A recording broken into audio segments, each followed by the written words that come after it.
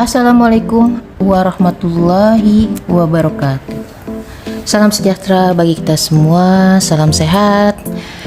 Alhamdulillah sudah 1000 subscribersnya. Terima kasih teman-teman ya. Ini susah banget ya, hampir 1 tahun buat ngumpulin 1000. Mudah-mudahan tahun depan bisa lebih banyak lagi ya. Udah cukup lama ya. Kira-kira mungkin ada beberapa bulan saya tidak membuat konten ya, karena memang banyak sekali tugas ya, bukan so sibuk tapi memang beneran. Ya, karena ini di akhir tahun dan kebetulan tidak lagi ada banyak tugas ya, saya sempatkan diri. Kita bikin resolusi yuk, bukan cuma anak-anak zaman now yang bikin resolusi 2026 ketika mau tahun baru ya. Kita sebagai pemerintah daerah dengan berbagai ujian dan berbagai kebutuhannya butuh juga resolusi. Tapi resolusinya bukan kayak anak-anak zaman now ya, harus diet, harus nilainya bagus ya. Mungkin kita ya boleh tambah sedikit, pelintir sedikit ya.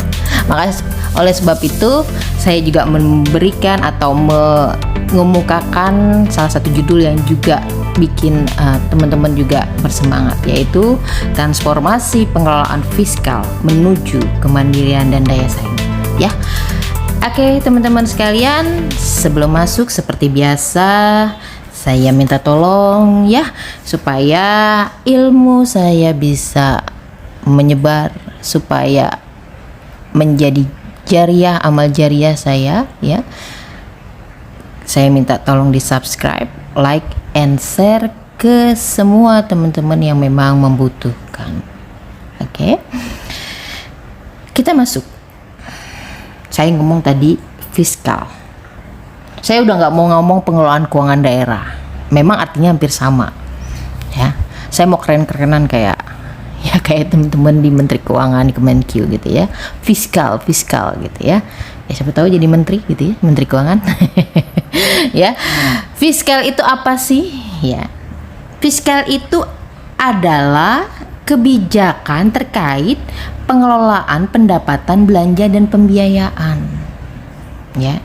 Karena kebanyakan ketika saya presentasi, saya tanya fiskal, orang selalu ngomong, teman-teman di daerah selalu ngomong fiskal itu pendapatan. No. Fiskal itu adalah semuanya yang ada di LRA, pendapatan, pembiayaan, kemudian belanja. Itu dikelola supaya terjadi pertumbuhan ekonomi. Pendapatannya naik, belanjanya efektif ya. Kemudian investasi di pembiayaan juga baik. Nah, ini yang tidak tersentuh. Kita hanya ngomong pendapatan belanja. Ya, saya tidak menyalahkan pembinaan, tapi yang jelas kita harus mature. Hampir 25 tahun otonomi daerah dari tahun 2001.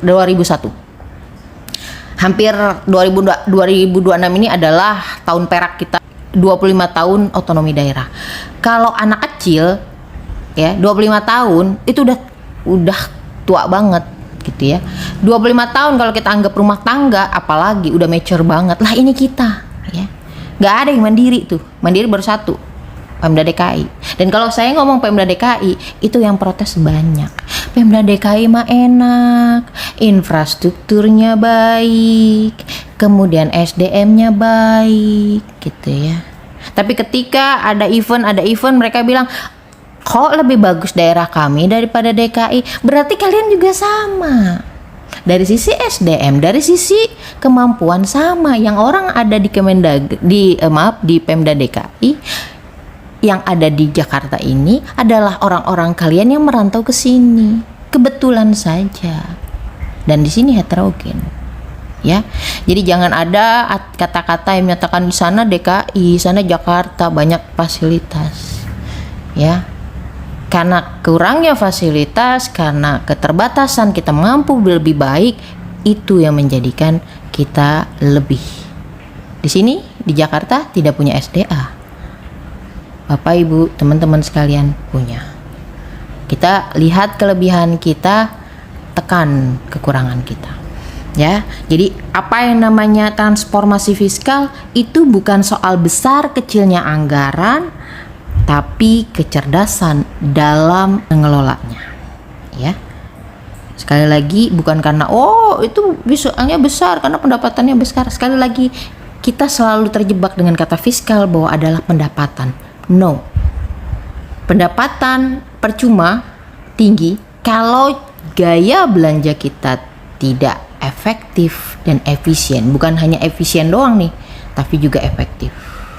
Oke, kita akan masuk ke slide selanjutnya, tapi saya ingin menjelaskan bahwa pertumbuhan ekonomi Indonesia sekarang sudah sekitar 5-7% rata-rata. Ini Sulawesi cukup tinggi ya, cukup cepat, dan kemudian Kalimantan juga cukup cepat ya untuk naik pertumbuhannya ya. Kedepannya teman-teman suka ngelihat, Bapak Ibu suka ngelihat Bapak Menkyu pakai topi jaket 8%. Beliau ingin kita bisa mencapai 8% di akhir periode Pak Prabowo dan Pak Gibran ya. Jadi 2029 kita berharap 8%. Ya, ini tidak muluk-muluk karena kita sudah cukup lihat cukup baik ya, teman-teman. Nah, oleh sebab itu fiskal kita harus bertransformasi. Ya, bagaimana caranya? Yuk kita masuk. Mungkin teman-teman lagi mungkin galau, kesel ya ketika berkali-kali harus ada edaran tentang efisiensi, tentang pengarahan ke program prioritas nasional. Mungkin ada yang mengatakan ini mah otonomi rasa sentralisasi, desentralisasi rasa sentralisasi, otonomi rasa pusat gitu ya. Tapi kita harus pahami ya bahwa yang namanya desentralisasi itu bukan murni semuanya diserahkan kepada Pemda. Masih ada kata sentralisasinya ya, cuma D-nya doang, berarti ada pelimpahan kewenangan saja.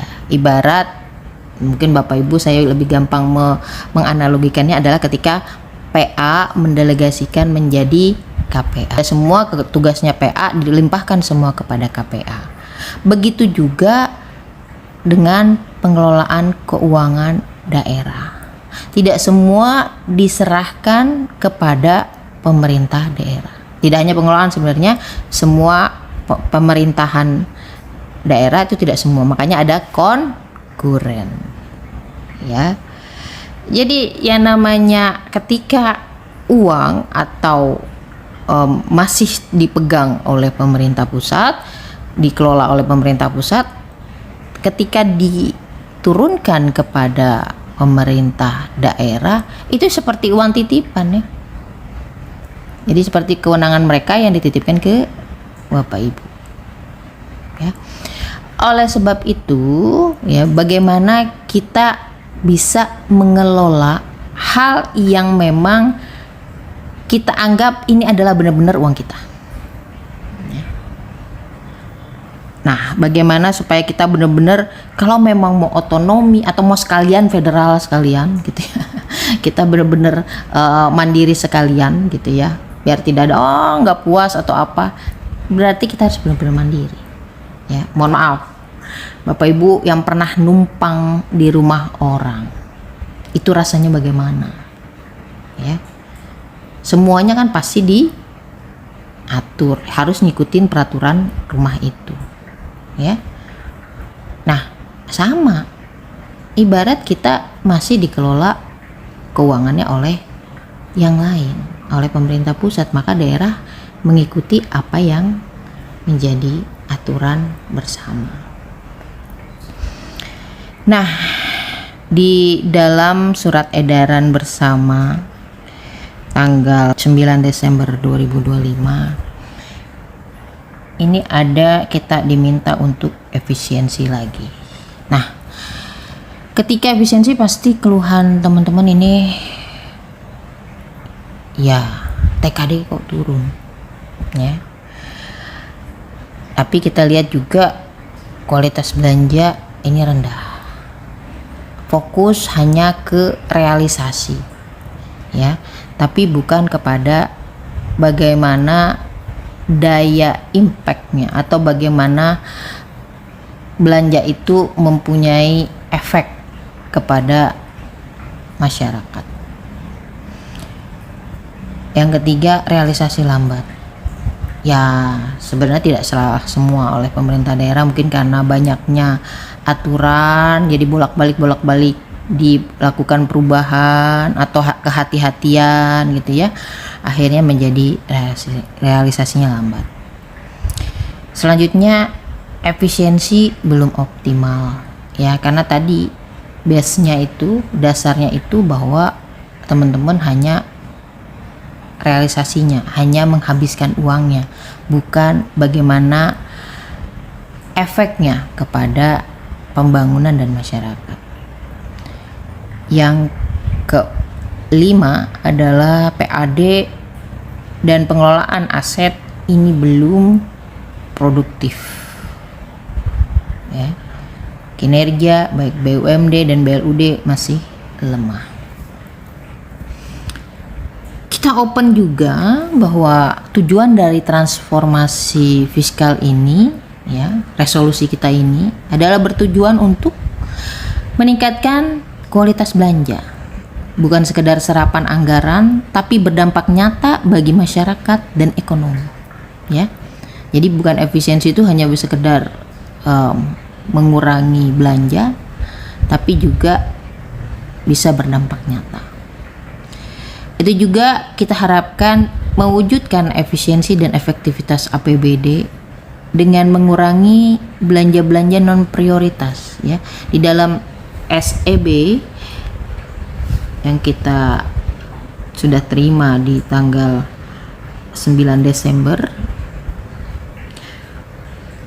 ada beberapa kegiatan yang non prioritas ya, kita harapkan menjadi belanja yang sekunder gitu ya, tidak langsung menjadi belanja yang prioritas ya. Teman-teman sudah tahu lah belanja wajib atau belanja prioritas itu apa saja ya. Yang ketiga, kita usahakan supaya bisa ada kemandirian fiskal daerah. Nah, ini lebih ke pendapatan ya teman-teman, untuk kontribusi PAD ya. PAD yang terdiri dari pajak, retribusi, pengelolaan pemanfaatan aset, BUMD dan lain-lain, sehingga kita harapkan ketergantungan TKD ini berkurang ya. Bapak Ibu kalau mandiri, Bapak Ibu kalau punya uang sendiri gagah ya, mau di stressing juga iya, emang kenapa kalau saya duitnya banyak gitu kan. Kemudian mendukung program strategis nasional, kita harapkan ini menjadi instrumen ya, percepatan pelaksanaan prioritas nasional dan sinkronisasi kebijakan pusat dan daerah. Dari yang pertama, kita berusaha mengurangi ketergantungan pada TKD ya. Kita berusaha TKD ini sebenarnya untuk penopang ya, atau afirmasi, bukan sebagai yang utama atau sebagai penggerak. Nah, ini yang saya sedih ya teman-teman. Kita hampir 25 tahun ya otonomi daerah belum bisa memaksimalkan PAD.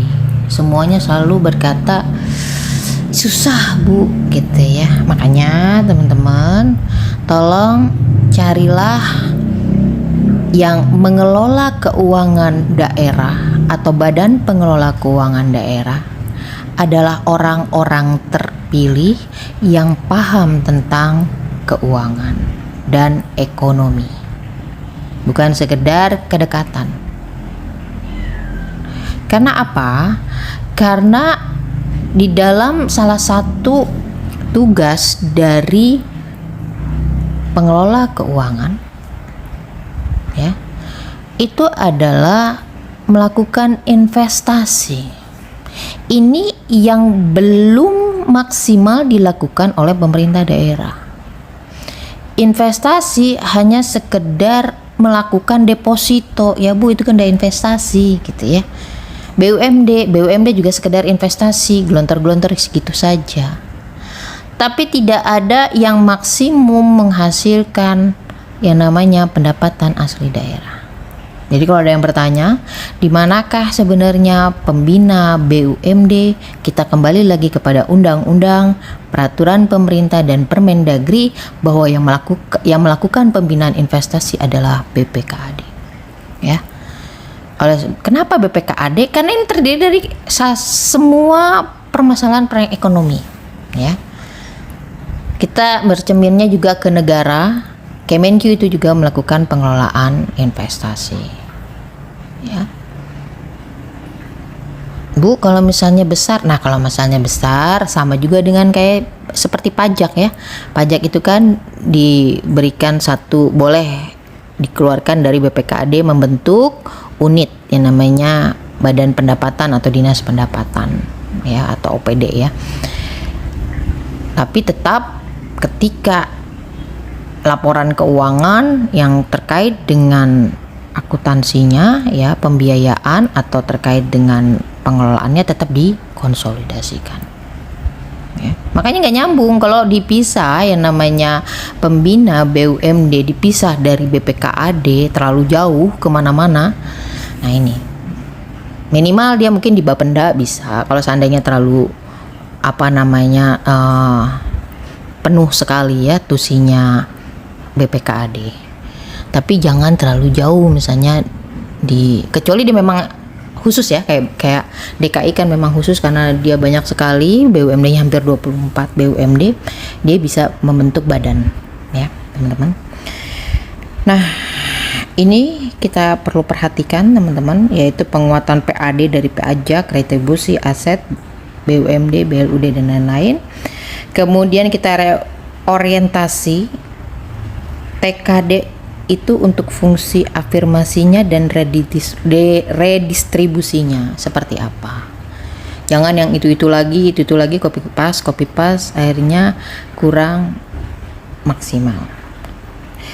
Selanjutnya kita juga perlu melihat perkembangan regulasi, perkembangan keadaan, ya, untuk bisa menghasilkan pendapatan alternatif selain pajak dan retribusi, ya. Jadi kita coba untuk bisa mencari uang dari investasi. Nah ini yang buat orang Indonesia tuh jarang sekali mencari uang dari investasi. Anak-anak kalau nggak disuruh nabung, kalau nggak suruh kerja, ya. Dari kecil hanya disuruh nabung, suruh kerja kalau emang mau dapet duit. Jarang disentuh yang namanya investasi. Padahal Bapak Ibu teman-teman, kalau pernah bergaul, pernah mungkin sekolah di luar negeri atau pernah berinteraksi dengan orang luar, mereka itu dari kecil itu ngobrolinnya bukan artis, bukan yang ngomongin orang, temennya, tetangganya, no. Yang mereka biasa berkumpul itu mereka ngomongin masalah investasi.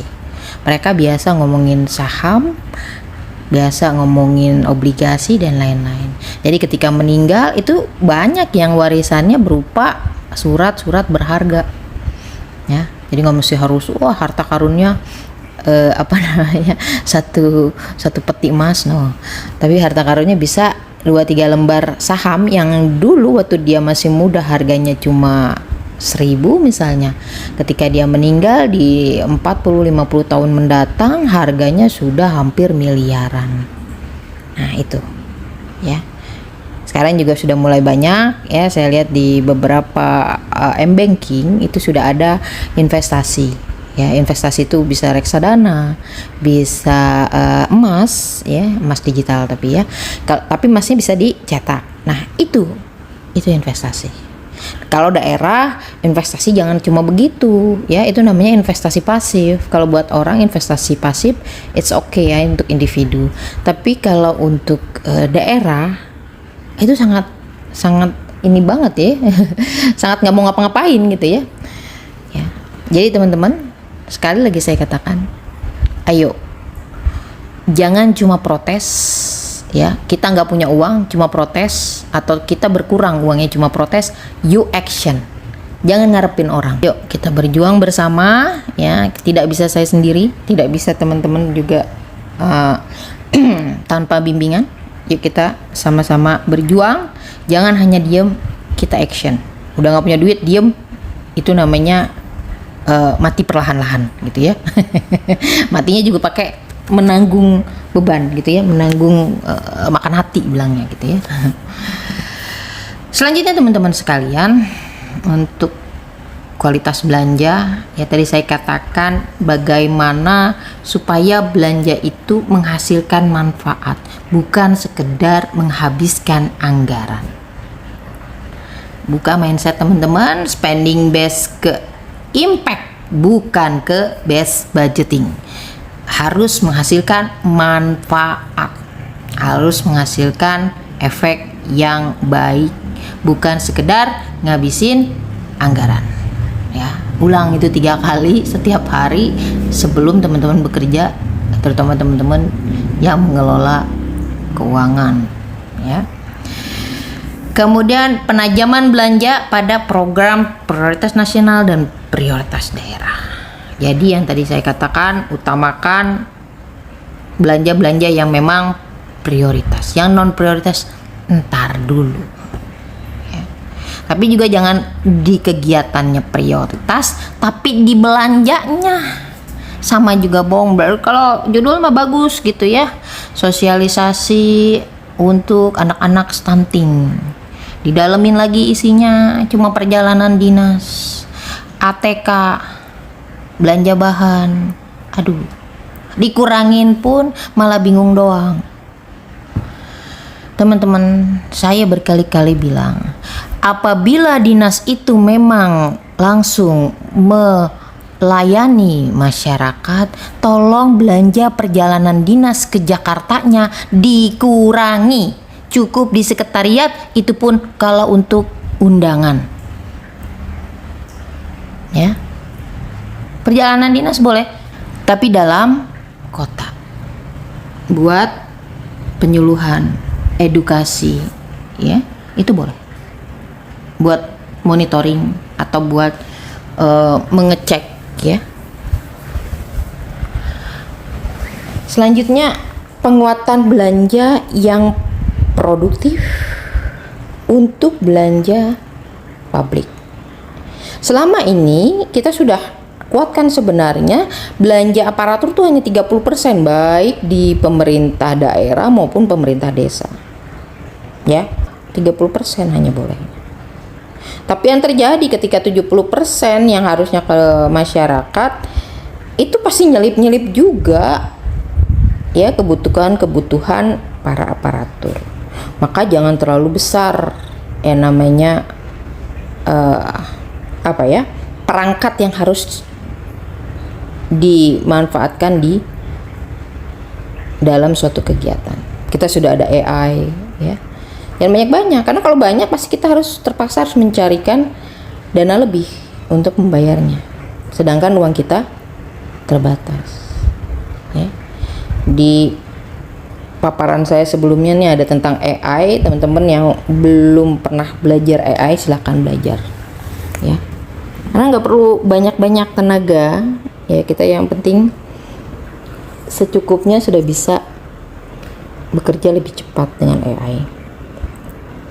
Ya, kita utamakan belanja publik. Makanya ketika teman-teman protes tentang TKD, tentang dana desa, tidak dibela oleh rakyat, karena mereka merasa segitu banyak yang dikirim, segitu banyak yang ditransfer, mereka tidak merasakan sebesar itu. Sudahlah, tidak usah memberikan pembelaan karena memang itu yang dirasakan. Ya. Coba buka sendiri, saya sering mengevaluasi baik di pertanggungjawaban maupun di anggaran. Itu selalu kalau namanya program kegiatan, itu di dalamnya itu memang programnya kegiatannya bahasanya bagus gitu ya, kegiatannya bagus, IKK-nya bagus, range-nya juga baik. Tapi ketika masuk ke belanja, isinya ya itu tadi. Belanja bahan, belanja barang jasanya juga ya, perjalanan dinas dan lain sebagainya. Dan hampir 70-80% isinya itu. Kalaupun dikurangin, ya tetap saja tidak menambah manfaat. Makanya cobalah, mau sampai kapan kayak begini? Ya, Bapak Ibu nanti akan mewariskan semua ini kepada anak cucu. Mumpung Bapak Ibu masih menjadi pejabat, masih menjabat, masih menjadi ASN, masih bisa mengatur negara, masih bisa mengatur daerah. Berikan tongkat estafet ini kepada generasi kita yang baik. Jangan sampai mereka merasakan terjajah di negaranya sendiri. Karena kelakuan kita, Bapak Ibu, kita cuma pengen kaya sekarang, anak cucu kita nggak merasakan. Selanjutnya kita usahakan awal Januari start running, go.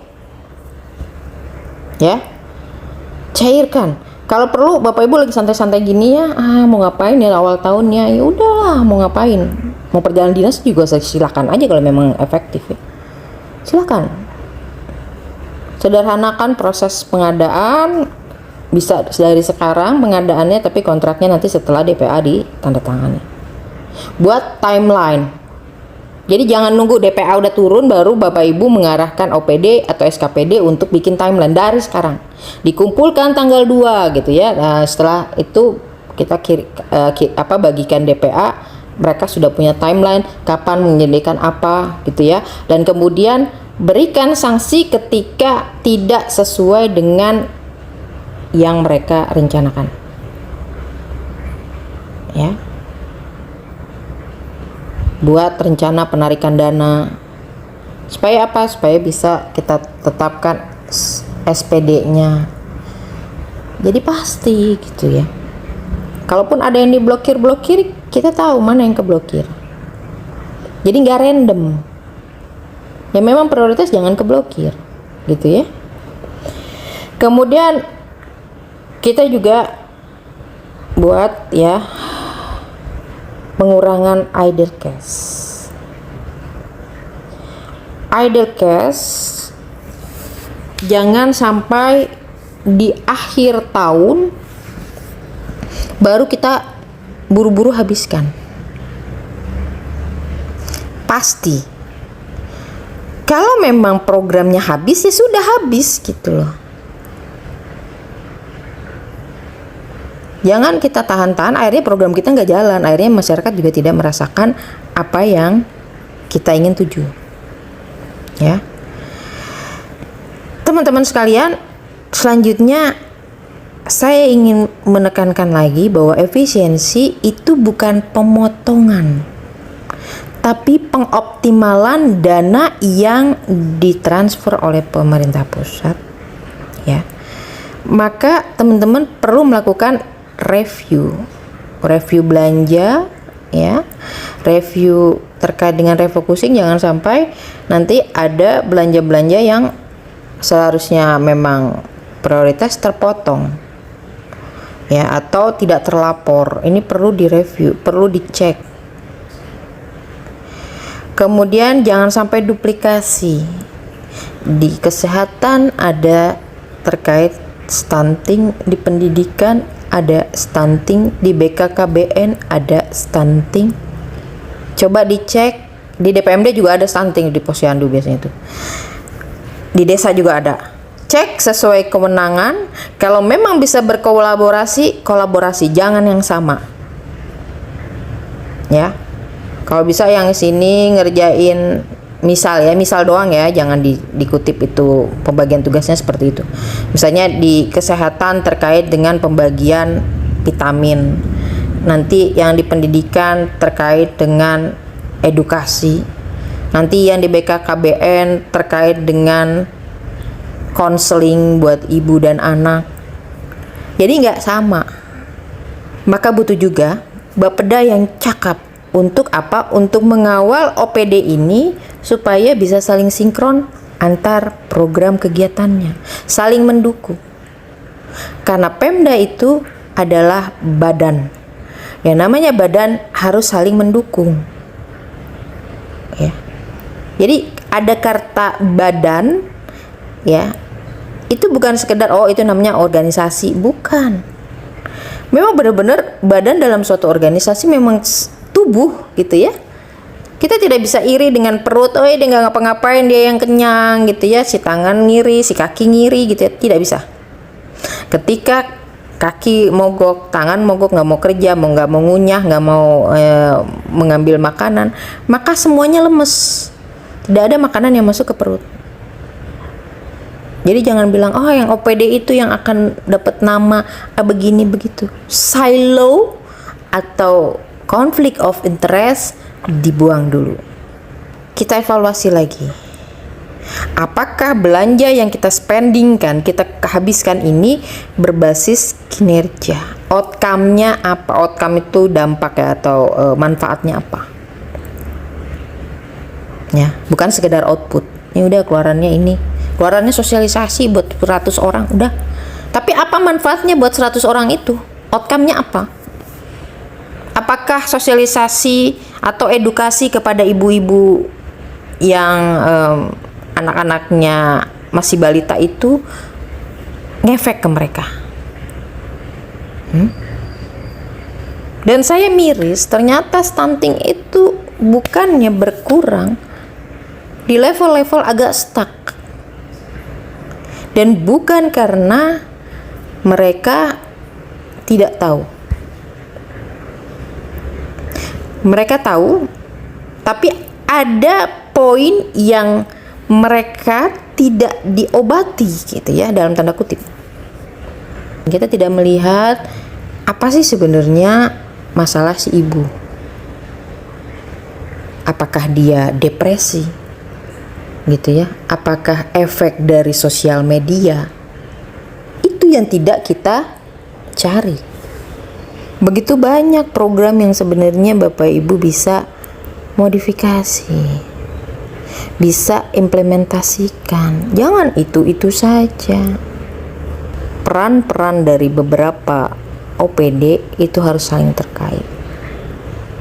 Oke, teman-teman sekalian, karena banyak yang nanya sama saya, gimana sih Bu biar kami bisa meningkatkan pendapatan? Oke, saya pakai analisis dengan teori pastel. Bukan pastel ya, pastel mah makanan ya. Saya coba untuk menganalisis ya, bahwa peningkatan PAD itu tidak hanya kuat secara ekonomi, tapi juga sah secara hukum, diterima sosial, efisiensi teknologi, dan menjaga dampak lingkungan secara sustainable. Bapak Ibu mungkin beberapa waktu ada yang melihat kejadian ya, pajak dinaikkan terus rame ya, karena yang dituju hanya ekonominya saja. Nah, ini pentingnya teman-teman di Bapelitbang atau Brida atau apalah namanya di tempat Bapak Ibu sekalian, atau mungkin di OPD masing-masing yang punya gelar jabatan fungsional kebijakan. Lakukan analisis, berikan rekomendasi kepada pimpinan bahwa kebijakan yang akan dikeluarkan itu dampaknya apa secara, ya saya ngambilnya di sini pastel ya, politik, ekonomi, sosial, teknologi, environment, dan legal. Environment itu lingkungan, legal itu hukum ya. Jangan pakai SWOT. Kalau SWOT itu lebih ke perusahaan. Kalau untuk pemerintahan, kebijakan, lebih baik pakai analisisnya pastel ya teman-teman. Kita lihat dari pajak daerah. Secara politik, strategi yang diambil adalah berusaha menguatkan komitmen kepala daerah untuk wajib pajaknya patuh pajak. Ini saya apresiasi nih sama teman-teman DKI. Sampai akhir Desember 2025 kami itu dikasih pemutihan, dikurangi pajaknya. Kebetulan saya termasuk orang ekonomi yang efisien dan efektif, tidak mau pakai mobil atau kendaraan yang BBM ya, jadi pakainya yang listrik. Itu saya sudah merasa itu cukup murah, bayar pajaknya 450, ternyata karena pemutihan cuma 150.000. Itu mobil, itu pajak mobil. Thanks banget deh buat teman-teman Pemda DKI ya. Apa maknanya bahwa mengikat wajib pajak itu tidak mesti harus besar, tapi cari kuantitatifnya. Ketika kesadaran rasa terima kasih dari masyarakat itu akan mengikat mereka untuk loyalitas kepada Pemdanya. Yang kedua, sinkronkan mana yang kewenangan pemerintah pusat, mana pemerintah daerah, untuk bisa melakukan sinkronisasi kebijakan-kebijakan yang ada. Dari sisi ekonomi, kita sesuaikan pajak dengan ekonomi di daerah. Ya. Jangan dinaikkan ya, tapi wajib pajak nggak bisa bayar. Ini perlu teman-teman juga harus lihat. Kalau ekonominya turun, jangan naikin pajak terus ya. Pelunasan pajak tanpa menaikkan tarif. Nah ini yang dilakukan Pemda DKI. Ini nggak tahu saya siapa yang bikin ide nih, saya apresiasi nih ya. Jadi pada banyak yang bayar pajak kemarin mah antar ada denda juga gitu ya. Apa tuh, tilang gitu ya. Kalau enggak ya udah biarin. Sosial ya, bagaimana pajak itu bisa melayani masyarakat ya.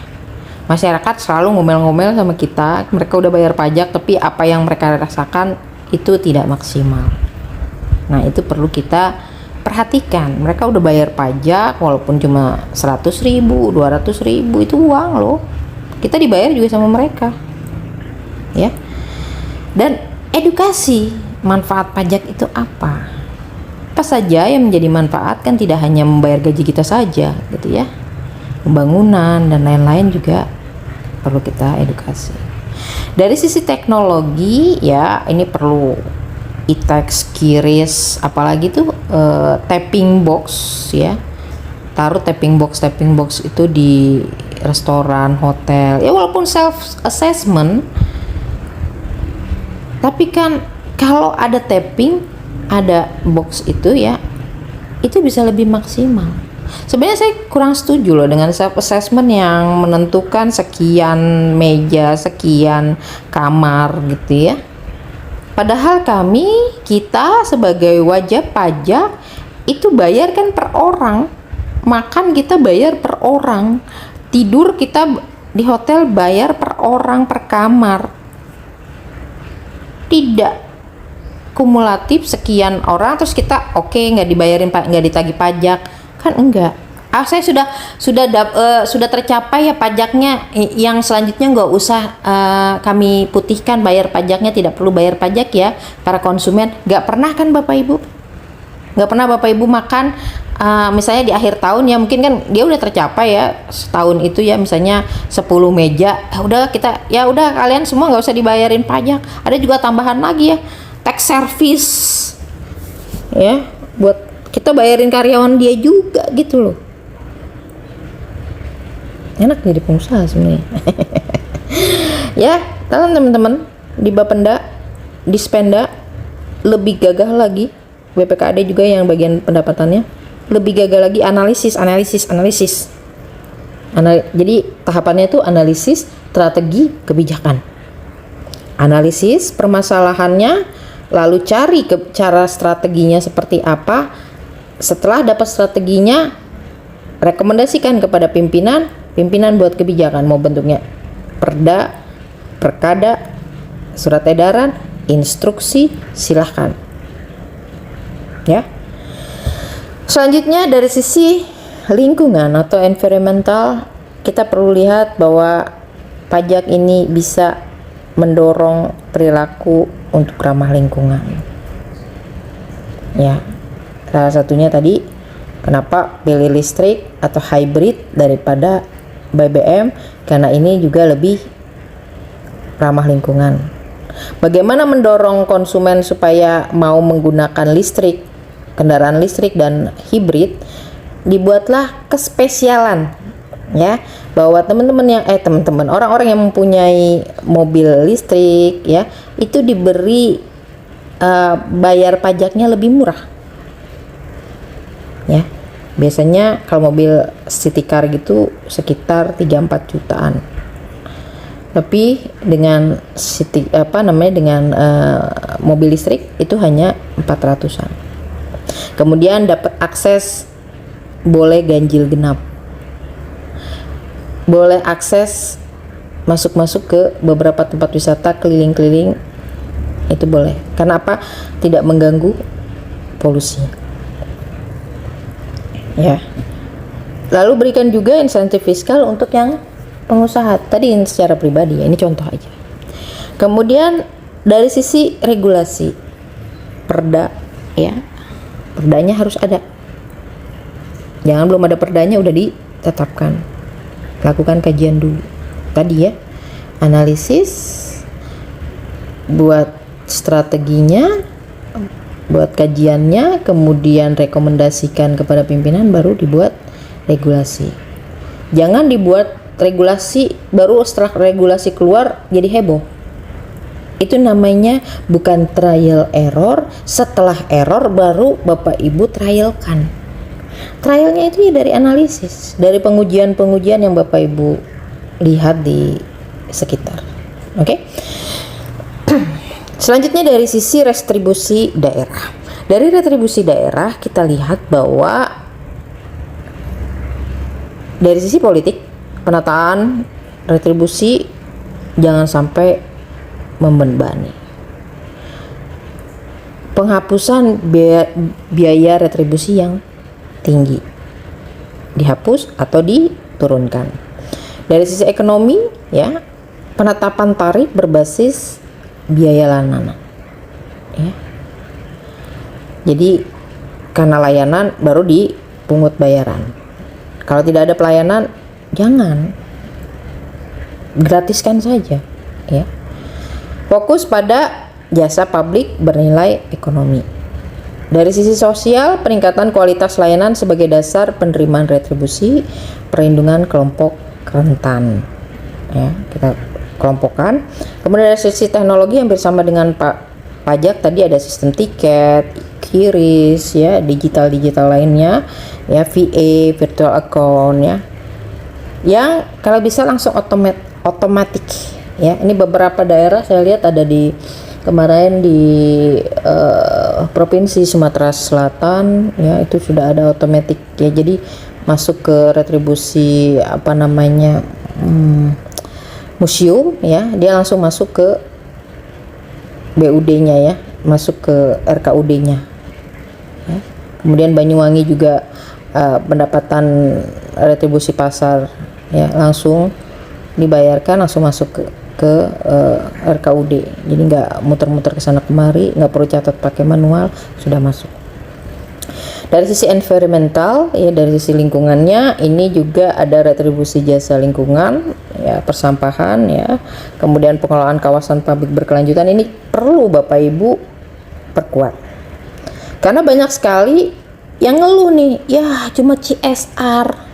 Bapak Ibu coba dianalisis apa dampaknya ketika ada perusahaan di situ, ya, melakukan aktivitas bisnisnya.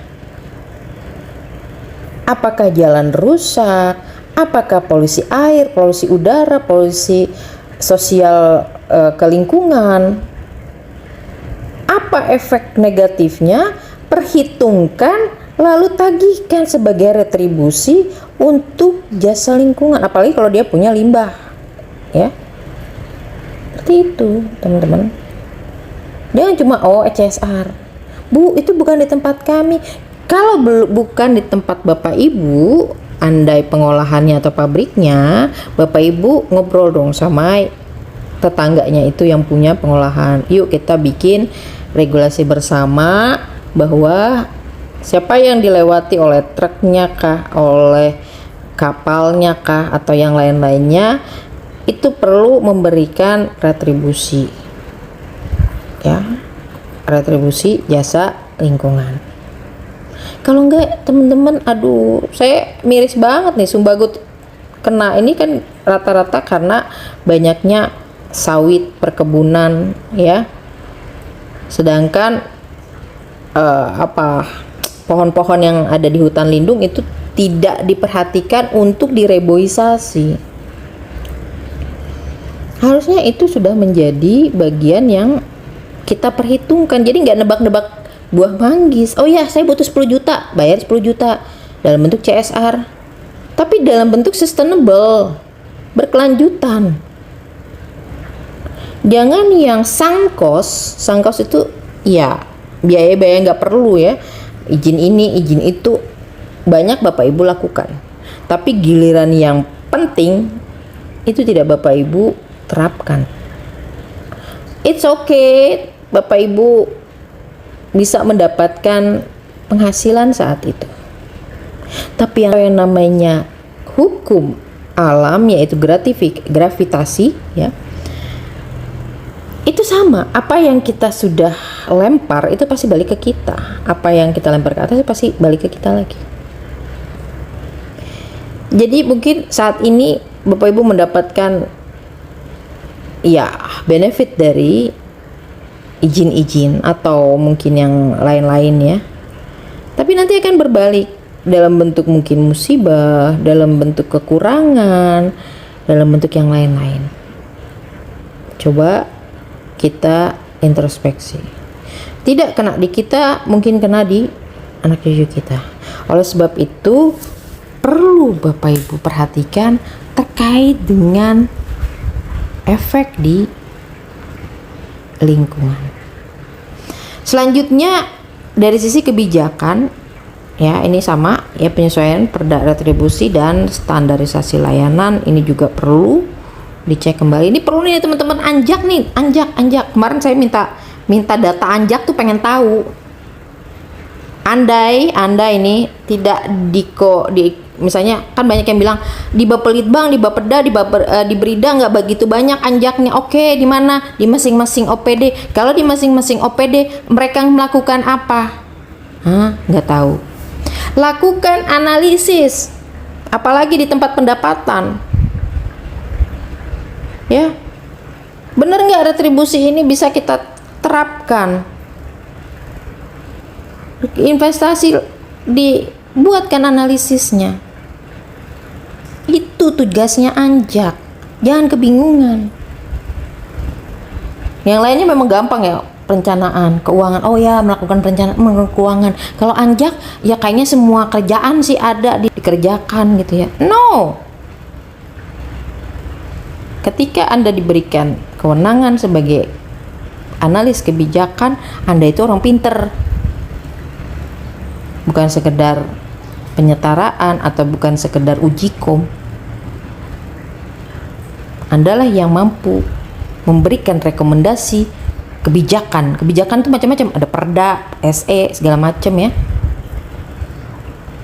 Misalnya tidak di lingkup Pemda, minimal lingkup OPD Bapak Ibu sekalian. Yang bikin telahan staff. Oke, kita reformasi. Kita transformasi 2026, baik SDM maupun baik pengelolaan fiskal.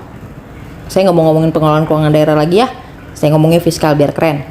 Pengelolaan fiskal kita harus lebih baik. Selanjutnya terkait dengan pengelolaan BUMD. Dari pengelolaan BUMD kita lihat dari analisis pestelnya, Political ini banyak sekali sebagai alat politik. Nah, ini yang perlu diluruskan. mohon maaf, banyak sekali titipan. Boleh, iya boleh aja kalau udah jalan. Ya. Coba sekarang kalau ada penyertaan modal itu maksimalkan untuk meng-hire profesional. Kalau nanti sudah besar, sudah jadi, sudah berjalan dengan baik BUMD-nya, mau orang dalam kek, mau orang luar angkasa kek, ya silahkan dipakai di BUMD. Tapi sekarang, jangan BUMD-nya hidup segan mati tak mau. Jadi kayak zombie namanya itu. Ya. Ayo kita benahin tata kelolanya yang benar. Kalau perlu yang sudah jalan pun pakai orang-orang yang memang qualified, pakai manajemen talent pool. Kalau enggak, rusak negara ini. Ya, kesadaranlah yang membuat kita itu lebih baik. Tapi kalau kita nggak peduli yang lain juga begitu gitu ya. Bagaimana Ethiopia di tahun 80-an, mungkin teman-teman ada yang kelahiran ya tahun 70-an atau 80-an, itu tahu bahwa Ethiopia adalah negara termiskin di dunia dengan busung lapar, dengan pokoknya semuanya kelaparan. Tapi sekarang mungkin lebih baik daripada kita, negara maju, 10 negara maju di Afrika. Boleh lihat di YouTube, di sosial media bagaimana kota-kota di Ethiopia. Startnya Cina itu hampir sama kita. Tahun 80-an coba cek deh, hampir sama. Kalau Hong Kong ya memang dia lebih maju, tapi Cina hampir sama. Tapi sekarang jauh kita tertinggal.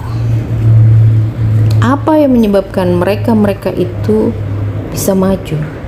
Adalah kesadaran dari diri sendiri. Jangan berharap orang lain yang mau merubah kita. Kita kan selalu berpikir ya pimpinan kita sih nggak bagus gitu ya. Ini rekanan-rekanan kita yang nggak bagus, jadinya kita banyak yang korupsi. Coba mulai dari diri kita sendiri. Selanjutnya dari sisi ekonomi, fokus BUMD untuk core bisnis dan unggulan.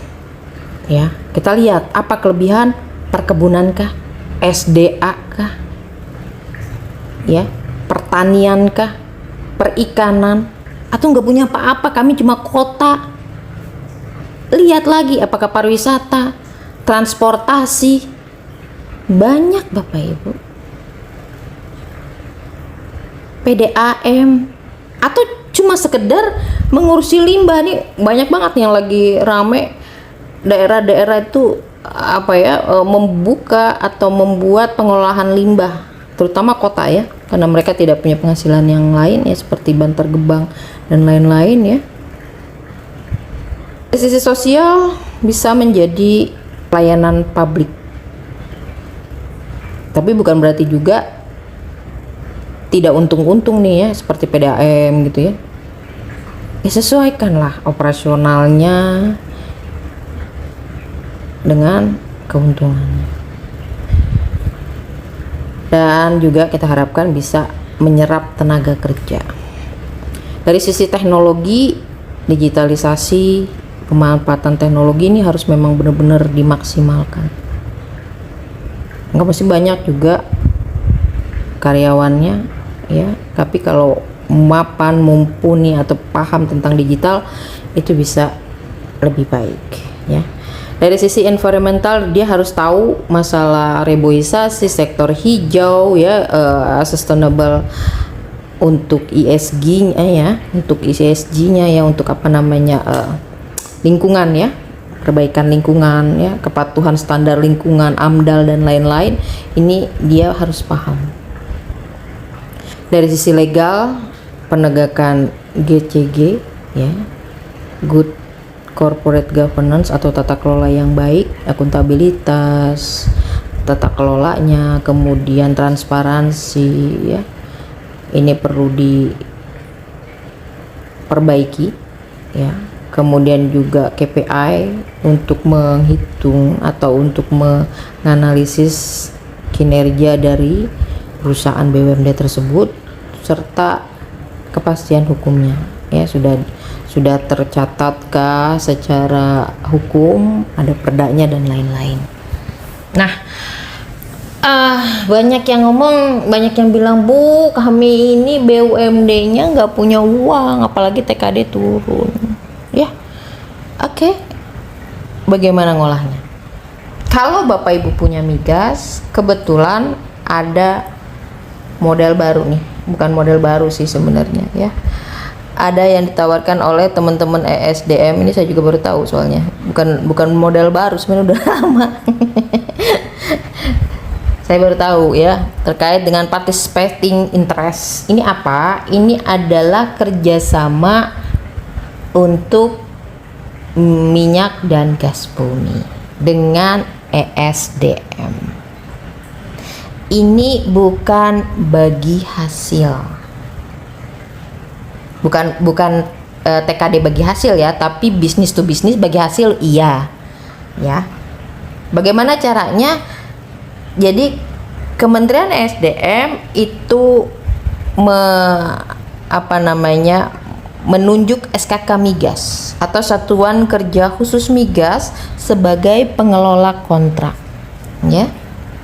Lalu nanti akan dilaksanakan oleh kontraktor yang melakukan kontrak kerjasama atau K3 ya. Ini sebagai operator teknisnya.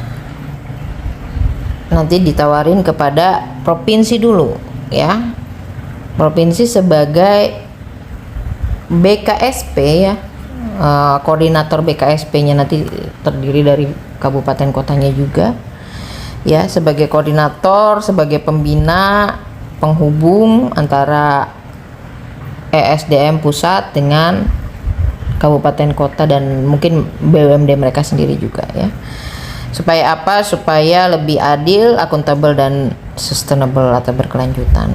Nah, baru nanti diteruskan kepada BUMD-nya. Jadi dia seperti kayak ngawasin gitu ya. Tapi tetap kalau memang itu adalah migas yang ada di kabupaten kota, nanti yang akan berkontrak langsung dengan K3 yaitu adalah kabupaten kotanya, BUMD kabupaten kotanya. Manfaat yang kita harapkan adalah adanya partisipasi ekonomi ya. Kemudian untuk migas ada interestnya yaitu 10%. Kemudian si BUMD ini bukan sebagai operator teknis ya, tapi dari dari K3 ini. Jadi nanti yang nyariin profesionalnya. Jadi bener-bener nggak ada modal nih BUMD-nya. Kalau ada modal mah bagus. Tadi saya katakan kalau ada modal nggak usah kerja sama tempat lain, cukup bikin izin ke SDM, olah sendiri, boleh itu.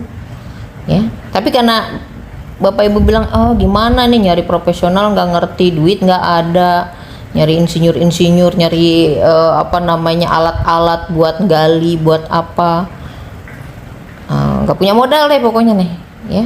Punya tempat doang ya. Maksudnya wilayah ya, punya wilayah gitu ya.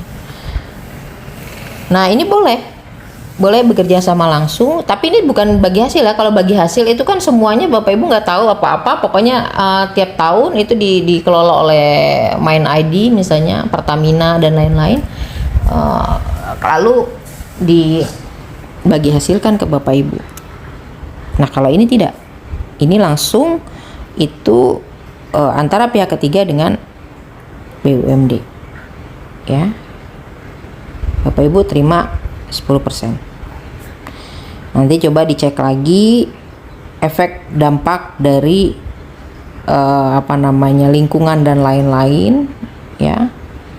Jangan sampai Bapak Ibu dapat cuan tapi berefek kepada lingkungan, sehingga ini akan mengakibatkan kerugian yang lebih besar. Dapat untungnya cuma 10%, tapi kerugiannya lebih dari itu. Ya, teman-teman. Selanjutnya Bapak Ibu sekalian, ada yang namanya KPBU ya. KPBU ini mirip-mirip seperti KSO ya, seperti BGS, BSG gitu ya. Nah, tapi KPBU ini lebih ke pembangunan infrastruktur. Walaupun ada juga yang non infrastruktur, tapi lebih banyak ke infrastruktur ya. Ini saya gedein dikit ya. Nah, kita harapkan dari KPBU ini ya tidak ada pembayaran selama konstruksi. Jadi ini benar-benar nggak modal. Sekali lagi. Nah, tadi kan teman-teman pengennya tidak ada modal. Makanya tidak perlu bayar sampai konstruksi jadi. Dan pembayaran itu juga sangat lunak ya. Pembayaran ini tidak ke bank ya, yang ke bank itu adalah kontraktornya. Jadi Bapak Ibu bisa memilih kontraktor sendiri atau minta rekomendasi ya, baik dari ini rekomendasinya biasanya dari Bappenas atau dari Dirjen Keuda Kemendagri ya, bisa minta tanya.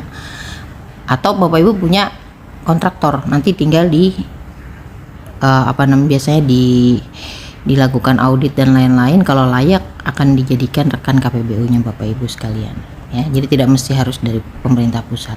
Nah, pembayaran ini bersifatnya jangka panjang banget ya, sampai 50 tahun ya. Tergantung keterbatasan fiskal. Jadi teman-teman kalau mau bikin bangunan ya, itu jangan pakai pembiayaan kalau misalnya memang untuk infrastruktur ya, jangan teman-teman pinjam ke bank langsung ya, jangan pinjaman. Nanti saya mungkin bikin konten tentang pinjaman, jadi Bapak Ibu bisa membanding gitu ya, teman-teman bisa membandingkan. Lebih baik model seperti ini. Kalau memang udah tahu infrastrukturnya kan bisa Bapak Ibu lihat, ini bisa untuk transportasi, jalan, air minum, air limbah ya, kemudian sampah, telekomunikasi informasi, listrik, minyak, gas bumi, energi terbarukan ya, kemudian juga ada energi konservasi, fasilitas perkotaan, pendidikan, kemudian sarana prasarana, kawasan pariwisata, kesehatan ya, lembaga kemasyarakatan dan perumahan rakyat, ini bisa pakai KPBU. Jadi kalau memang ada di dalam ketentuan ya, Bapak Ibu mendingan bikin untuk dengan menggunakan mekanisme KPBU daripada teman-teman itu minjem ke bank terus akhirnya untuk pembayaran itu lebih berat Bapak Ibu ya. Ya, apalagi dengan bunga yang cukup besar ya, 6%, dan juga dengan izin yang cukup banyak ya, harus ke Kemendagri, Kemenq, dan juga modelnya lebih rentan ya, rentan karena pasti akan menjadi sorotan. Wah, ini ada ya kayak kasus-kasus PEN kemarin itu kan, ya itu kan menyekik leher ya. Mendingan model KPBU yang minjem itu adalah pihak ketiganya, Bapak Ibu ability payment dengan pihak ketiga ya. Jadi kayak model-model BGS, BSG gitu ya. Nah, tetap juga kalau memang itu adalah profit oriented, itu dapat bagi hasil ya. Makanya kalau bagi hasil itu dengan BUMD. Tahapannya seperti apa? Tahapannya yang pertama adalah perencanaan KPBU ya. Penganggarannya, pengkategoriannya, mau untuk dibangun apa gitu ya. Kemudian penyiapan KPBU-nya, kajian hukum, kajian teknis ya. Nah, ini nih ya teman-teman nih ya. Baik di BPKAD, di Dinas Pendapatan atau Bapenda, Bapelitbang. Ini tugas-tugasnya Anjak nih. Bikin kajian hukum, kajian ekonomi, kajian lingkungan. Itu perlu dibikin kajiannya. Ya. Kemudian transaksi KPBU-nya itu terkait dengan penjajakan minat ya untuk marketnya, kemudian prakualifikasi, lelang, tanda tangan perjanjian, kemudian juga terkait dengan pemenuhan pembiayaannya seperti apa ya. Baru selanjutnya kita laksanakan konstruksinya. Konstruksi sudah selesai, baru terhitung kita melakukan ability payment atau melakukan cicilan. Ya, seperti itu ya. Jadi tadi ada dua ya, yang pertama tadi participating interest, ini khusus untuk migas, minyak dan gas yang punya SDA. Yang kedua adalah terkait dengan KPBU ya. Nah, ini dua-duanya nggak pakai modal Bapak Ibu ya, dapat bagi hasil ya itu. Nah, KPBU ini kalau dipakai oleh Pemda maka itu termasuk pemanfaatan aset ya, karena nanti kan dibangun di aset. Yang saya mau bikin jalan, jembatan, atau mungkin fasilitas-fasilitas umum ya, Islamic Center atau sport center gitu ya. Nah, ini termasuk pemanfaatan aset ya. Jadi KPBU itu bisa kalau untuk Pemda dan bisa juga untuk BUMD. Nah, apabila BUMD ini juga kan pasti pakainya asetnya aset Pemda ya. Ya nggak pasti juga sih, bisa aja BUMD-nya juga punya aset sendiri sih ya, tapi rata-rata itu kan dari Pemda. Nah, kalau dari Pemda maka ketika Bapak Ibu bikin perda penyertaan modal, jangan hanya uang tapi juga barang ya. Barangnya apa? Misalnya gedung, tanah. Jadi bukan disewakan atau bukan dipinjam pakai, karena pinjam pakai itu nggak boleh lama, hanya boleh beberapa periode itu harus dikembalikan. Jadi modalnya adalah penyertaan modal. Kalau penyertaan modal maka apa yang dihasilkan oleh barang tersebut, aset tersebut, itu juga dibagi hasilkan kepada pemerintah daerah ya, seperti itu.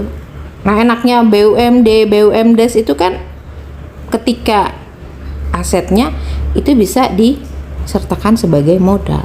Nah, selanjutnya dari sisi politikal, ini untuk pemanfaatan aset adalah komitmen pimpinan terhadap optimalisasi aset yang idle. Saya cuma bilang, Bapak Ibu pergunakan aset sebaik-baiknya, mau pakai KPBU ya, mau pakai BSG, BGS, jangan sampai idle.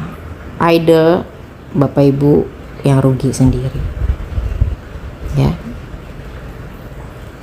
Makanya kalau misalnya ya akhirnya dipakai untuk pendukungan PSN, ya mungkin karena banyak yang idle nggak dipakai ya, sewain aja buat apa kek gitu ya. Misalnya ada yang mau bikin kafe, ada yang mau bikin apa, sewain aja lahan yang disewa ya. Mereka mau bikin gedungnya ya terserah aja, orang kita cuma sewain lahan ya. Banyak kok yang mau gitu ya, apalagi kayak cottage itu mereka lebih senang nggak beli tanah, mendingan BGS atau BSG atau hanya sewa lahan. Nah, ini tadi yang saya katakan ada BGS, KPBU, KSP, BOT ya, skema bisnisnya. Ini dari sisi pemanfaatan. Nah, dari sisi sosialnya ini untuk peningkatan taraf hidup ya. Minimal aja Bapak Ibu punya tanah itu bisa buat lahan parkir misalnya ya, atau bisa buat dipinjamkan untuk lahan kebun, pertanian dan lain-lain. Itu lebih manfaat daripada hanya idle doang, atau untuk pengolahan sampah gitu ya. Jangan sampai sampah, saya ngeliat beberapa kabupaten itu ya, sampah nggak diangkat-angkat karena katanya terlalu penuh tempatnya. Kan ada alatnya sih ya, tolong pelajari lah ya terkait dengan pengolahan sampah ini ya. Kalau kita biarkan bantar-bantar itu ya, tempat-tempat sampah itu penumpukan gitu ya, hanya karena tadi mohon maaf mafia sampah yang ingin membeli barang yang bisa didaur ulang ya. Tapi kan nggak semuanya bisa didaur ulang, dia mau ngambil misalnya botolnya doang gitu ya, tapi yang tidak terdaur ulang lebih banyak gitu ya, akhirnya menumpuk. Kita membiarkan bisnis orang, tapi kita sendiri juga menjadi terkendala dengan lingkungan gitu ya. Terus kemudian dari sisi teknologi ya, ini harus diregister, harus ditata usahakan dengan baik ya, namanya barang milik daerah ya. Dari sisi monitoring asetnya juga dicek, sertifikat dan lain-lain ini udah terdata gitu ya. Kemudian dari sisi lingkungan, pemanfaatan aset ini berharap bisa sustainable, oleh sebab itu perlu dijaga lingkungannya, jangan sampai rusak ya. Dari sisi legalnya ada status hukum ya, sertifikat ya, kemudian juga perdanya kalau memang dia mau dimanfaatkan gitu ya. Nah, kemudian juga terkait dengan kebijakan-kebijakan lain yang memang perlu mendukung untuk pemanfaatan aset ini. Ya kalau memang sudah rusak ya, maka perlu dimusnahkan. Ya kalau memang sudah tidak terpakai ya, atau mau dilakukan DUM gitu, dijual, silakan dipindah tangankan gitu ya. Kalau memang ada kehilangan, ada TGR. Jadi memang benar-benar aset ini jangan dianggap kalau nggak ada ya udah hilang gitu ya. Nah, satu lagi yang saya ingin tambahkan ya, bahwa kita ini ada yang namanya bukan insentif, itu juga bukan hanya sekedar insentif pendapatan loh. Ada insentif aset. Orang-orang aset ini dapat insentif kalau dia bisa melakukan pemanfaatan asetnya. Nah, ini juga perlu dibudayakan. Jadi bukan cuma teman-teman Bapenda nih yang merasa wah kami nih dapat gitu ya. Teman-teman di aset juga ya, ketika dia bisa melakukan pengelolaan aset, bisa membangun kerjasama KPBU, KBOT, BSG, BGS, sewa atau lain-lain sebagainya gitu ya.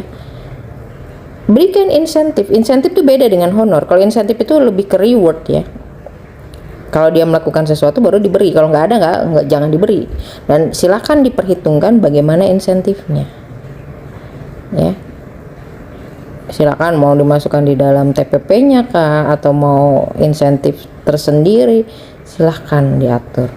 Jadi ada gairah orang-orang di aset untuk juga bisa mencari penghasilan, pendapatan. Ini bagian dari strategi ya. Demikian teman-teman sekalian yang bisa saya sampaikan, semoga bermanfaat.